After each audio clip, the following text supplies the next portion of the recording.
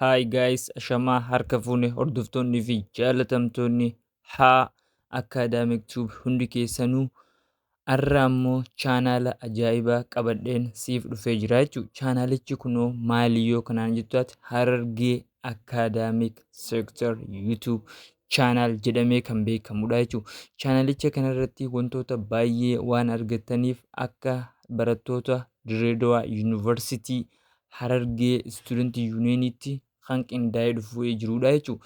Chaanaalicha kanarratti wantoota baay'ee ispeeshaalii Dirreedawaa University and around the Dirreedawaa University, what's existing the relationship between student and Ethiopia Dirreedawaan citizenidha wajjin hangamta akka relationii qabu waa'ee dhimma barnootaatii wajjin wal qabatee akkasuma waa'ee sila jireenya Yuunivarsiitii Dirreedawaa keessatti kan barattoota keenya ni fayyada jedhamee yaadamu hunda qabatee kan jirudha jechuudha. Chaanaalicha kanarratti barattoota keenya baay'ee qaxalee kan ta'anii fi barattoota gorsoota baay'ee isiniif kennuu danda'an kan hin qabannee isiniif dhufnu ta'a jechuudha. Chaanaalichi kun chaanaalicha nama dhuunfaa osoo hin taane chaanaalicha guruuppiidhaati jechuudha. Chaanaalicha guruuppiidhaa at the reaching 1000 subscribers and 4000 watching hour time it is starting monetization jechuudha. Incoming zone yeroo muraasa keessatti kan eegalu ta'a jechuudha. Maaliif yoo jenne watching hourii 4000 erga guutee fi chaanaalichi subscribe 1000 takka yeroo guute booda monetizationii kan jalqabsiisnu ta'a jechuudha. Inni saniif baay'ee murteessaadhaa fi barbaachisaa kan ta'e ammoo anaaf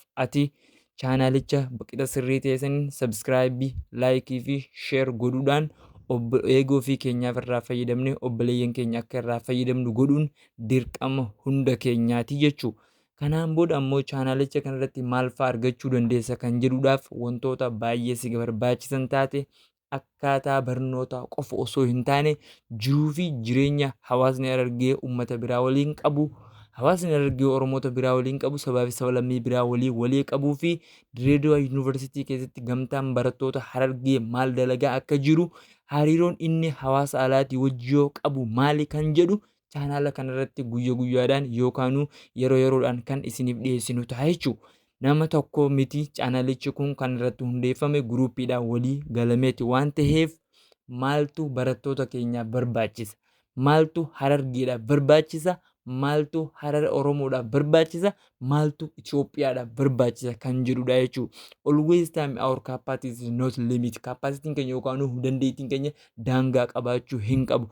Our any person is going to starting one effort or the one goal starting from 0% irraa eegala waan ta'eef gooliin keenya xiqqishaan akaadaamik of Harargee student haa jedhu malee kaayyoon keenya guddaan Itoophiyaan akaadaamik seektarii yeroo muraasa keessatti godhuudhaaf qophii kan ta'ee jirudha jechuudha. Saniifuu chaanaalicha kanarratti afaanota barbaaddaniin English language, Amharic language, and Oromic language qixa sirrii teessaniin kan isiniif dhiyaatu ta'a jechuudha. Saniifuu anaaf ati har'a kan nurraa eegamu maalii yoo kanaan jettu taate this YouTube channel is for you guys. Anytime is don't forget subscribe, like, share, follow for you beloved friend irratti akka isin subscribe fi like share godhuu hin daganneen dhaamsa kootiin isiniin jaa. Okay, gara afaan keenyaatti yeroo deebinu obboleeyyan koo fi jaalatamtoonni qaqqaaliin guutuun barattootaa dhimmi kun barattu maqichi akaadaamik of Harargee haa jedhu malee hundeeffamaatu isa kan malee barnoonni kan kennamuuf ummatoota Harargee qofaa fi miti. Ummata Oromoo qofaa fi miti. Itoophiyaanidha jechuudha. Kanaafuu sabaa fi sab-lammii dabalatee hundi keessan chaanaalicha kana like, share godhuun irraa fayyadamaan dhaamsa kooti. Especially for Ethiopian University, Ethiopian Society Life you are ergattaa jechuudha chaanaalicha kanarraa. Saniifuu wandimmochee, ihatochee, sisterochee ይሄ ቻናል ሰብስክራይብ፣ ላይክ፣ ፎሎው፣ ሼር እንዳትረሱ ይሄ ሀደራ ብዬ ይቀበላል ወንድሞቼ። ከናፉ qixa sirrii teessaniin chaanaalicha kanarraa kan fayyadamtan akkaan isiniin jedhuun barbaada jechuudha. Dhimmi kun kan irraa dhufe hundeeffama barattoota Harargee Student Union at the Dirreedawaa University Academic Sector irraa kan dhufee jiru. Kanaafuu gamticha keessatti wantoota baay'ee waan duraa eegamu hunda kan godhuudhaaf qophoofnee jiru.